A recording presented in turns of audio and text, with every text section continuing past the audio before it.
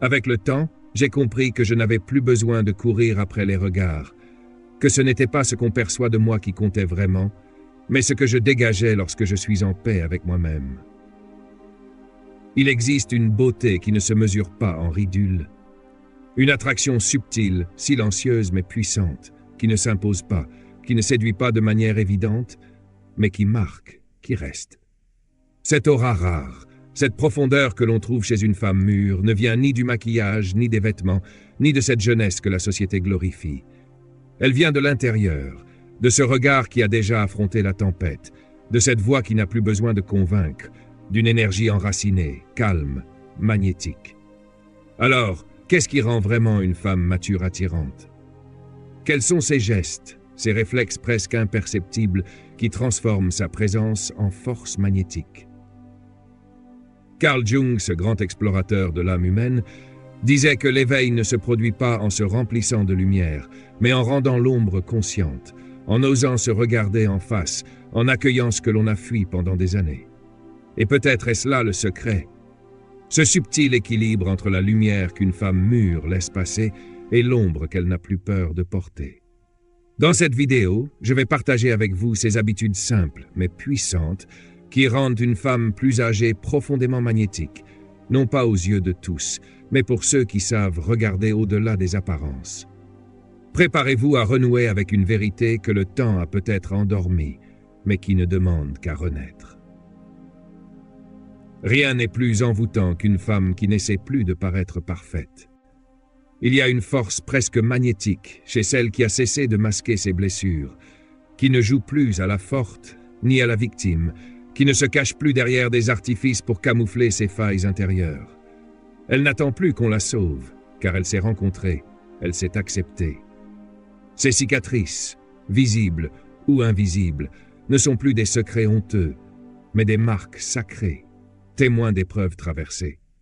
Jung appelait cela le début de l'individuation, ce moment où l'on cesse de jouer des rôles pour devenir enfin soi-même, et pour une femme mûre, ce processus peut devenir sa plus grande source de beauté. Pourquoi? Parce qu'une femme qui a souffert, qui a transformé cette souffrance en profondeur, dégage une force tranquille. Elle inspire sans avoir à parler, rassure sans besoin de consoler, attire sans chercher à séduire. Elle n'est plus là pour plaire, elle est là pour être. C'est là que l'attraction se crée, dans cette vérité nue, cette douceur ferme, ce regard qui ne détourne plus les yeux face à la douleur.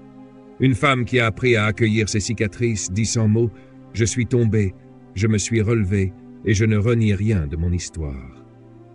Et c'est cette authenticité qui crée un charme indélébile. Ce n'est pas la lenteur qui fatigue une femme, mais la course contre elle-même. Il y a une forme de grâce que seul le temps révèle, celle de ne plus se précipiter, de ne plus se perdre dans l'agitation des autres. Une femme mûre, quand elle a fait la paix avec le temps, devient une présence. Elle ne remplit plus ses journées pour fuir le vide. Elle choisit, elle dose, elle respire, et cela change tout. Car dans un monde où tout va trop vite, une femme qui marche lentement attire les regards, non pas parce qu'elle cherche à être vue, mais parce qu'elle rayonne. Jung disait que l'âme a besoin de silence, d'espace, de lenteur pour se révéler, et cette femme l'a compris. Elle n'est plus dans la démonstration, elle est dans l'écoute. Elle prend le temps de ressentir, de goûter, d'honorer chaque moment.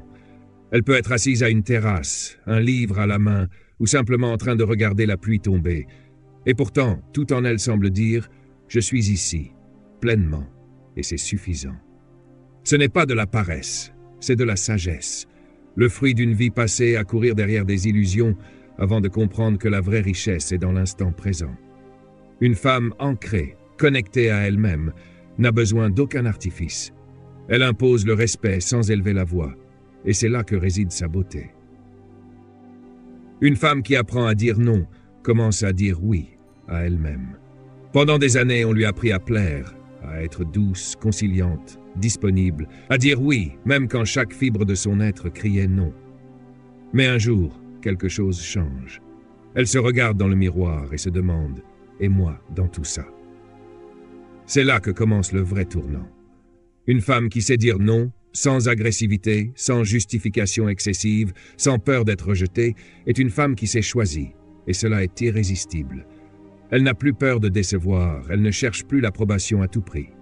Elle sait que poser une limite est un acte d'amour pour elle-même et pour l'autre aussi. Jung disait que l'individuation passe par la différenciation, par le courage d'être soi, même si cela dérange. Une femme mûre a souvent traversé des milliers de renoncements, des milliers de compromis, mais à ce stade de sa vie, elle comprend que dire non n'est pas rejeter l'autre, mais se respecter soi-même. Elle dit non à ce qui l'épuise, non à ce qui la diminue, non à ce qui ne résonne plus avec son être profond. Et c'est ce non posé avec calme, avec douceur, avec certitude qui la rend si attirante, parce qu'il émane d'une force silencieuse, d'un centre gravitationnel puissant. Dans un monde où tant de femmes s'oublient encore, une femme qui s'écoute devient une lumière précieuse, un exemple, une invitation à se réveiller. Le silence d'une femme qui se connaît vaut plus que 1000 discours. Ce n'est pas un vide, c'est un plein, un silence habité, présent, chargé de sens. Elle n'a plus besoin d'occuper l'espace, ni de remplir le vide avec des bavardages. Elle sait que certaines vérités n'ont pas besoin de mots, que ce qu'elle incarne parle plus fort que tout ce qu'elle pourrait dire. Ce silence intérieur, c'est le fruit d'un long voyage, celui de l'acceptation, du recentrage, de la maturité. Ce chemin lent mais profond qui mène à l'authenticité. À cette forme de présence rare qui n'a plus besoin de prouver quoi que ce soit pour exister. Il ne s'agit plus de séduire, mais d'être, de rayonner sans effort, parce qu'on sait enfin qui on est, et cela suffit. L'âge ne ternit pas l'âme, il la sculpte, il l'affine comme un métal précieux forgé par le temps. Il y a cette croyance limitante, presque cruelle, qui murmure que les années volent l'éclat, qu'après un certain âge, une femme devrait se retirer, s'effacer doucement, céder sa place à une jeunesse éphémère.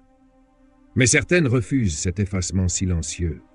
Elles gardent les yeux grands ouverts, le cœur en éveil, la curiosité vibrante. Elles ne se résignent pas à survivre.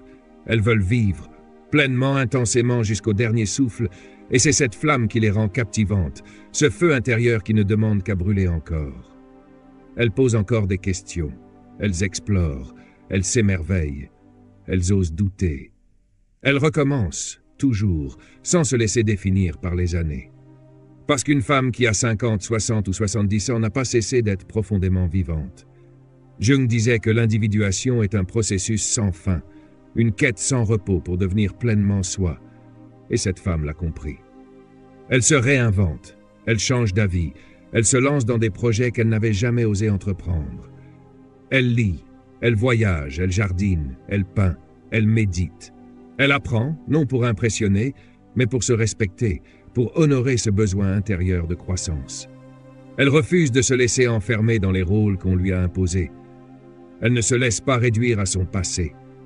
Parce qu'elle sait qu'elle peut encore devenir autre chose, et c'est là sa force, son charme, cette jeunesse éternelle que le temps ne peut effacer. Ce n'est pas l'âge qui inspire, c'est cette lumière intérieure, ce feu tranquille, ce refus de se laisser éteindre. Elle ne s'habille plus pour plaire, elle s'habille pour se refléter, pour raconter son histoire. Elle choisit ses vêtements comme on choisit ses mots, avec une intention claire, un langage silencieux, mais puissant qui dit « Voilà qui je suis ». Qu'elle porte une robe fluide, une chemise blanche, des bijoux artisanaux ou de simples sandales, peu importe. Tout en elle parle d'alignement, d'unité, de cohérence. Elle n'interprète plus un rôle, elle est devenue l'auteur de son propre style, de son propre rythme, de sa propre énergie. Et cette liberté fascine parce qu'elle ne copie plus. Elle crée. Elle connaît son corps, elle accepte ses formes, elle sait ce qui la rend confortable, belle, digne, et surtout elle ose. Elle ose la couleur si cela l'appelle, elle ose le naturel si cela la libère, elle ose être vue même si elle ne cherche pas à l'être. Ce n'est pas une élégance conventionnelle, c'est une élégance existentielle, une présence profonde qui murmure « Je m'appartiens » et cela me suffit. Et dans ce monde saturé de faux semblants, une femme habillée de sa propre essence devient un phare, un repère, un mystère vivant. Jung nous rappelle que ce que nous refusons de voir en nous finit par gouverner notre vie, et cette femme le sait. Elle n'a plus peur de son ombre, elle l'a apprivoisée, elle l'a intégrée. Elle a regardé ses colères, ses peurs, ses jalousies, ses blessures d'enfant, ses contradictions, ses masques, et elle les a accueillis.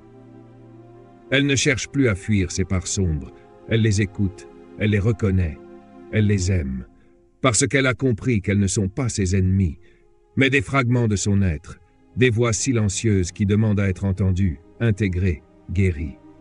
Elle a traversé ces nuits noires, elle a rencontré la honte, la solitude, le doute, et au lieu de s'en sortir brisée, elle en est ressortie plus entière, plus vraie, plus vivante. Et cela se voit dans sa manière de parler, de pardonner, de respirer, dans cette lumière douce mais jamais naïve qu'elle dégage. Une femme qui a fait la paix avec son ombre n'a plus besoin de dominer, de séduire, de se défendre. Elle est tout simplement. Et c'est ce tout, lumineux et obscur, qui la rend irrésistiblement humaine. Vieillir n'est pas une perte, c'est une révélation. Si vous êtes encore ici, à lire ces mots, c'est que quelque chose en vous sait déjà que la beauté ne se mesure pas en années, mais en profondeur, en présence, en vérité. Vous n'avez pas besoin de rajeunir, vous n'avez plus besoin de vous comparer. Vous avez déjà en vous tout ce qu'il faut pour être profondément vivante. Ces habitudes ne sont pas des recettes magiques, mais des rappels, des chemins simples mais puissants pour revenir à vous, à votre corps, à votre histoire, à votre mystère. Accueillez vos cicatrices, vivez avec présence, apprenez à dire non, célébrez le silence, restez curieuse, vêtissez-vous de vous-même, et surtout, embrassez votre ombre. Car tout ce que vous avez traversé ne vous a pas diminué, cela vous a forgé, affiné, ancré. Et c'est précisément cette densité, cette intensité qui se ressent quand une femme mature entre dans une pièce.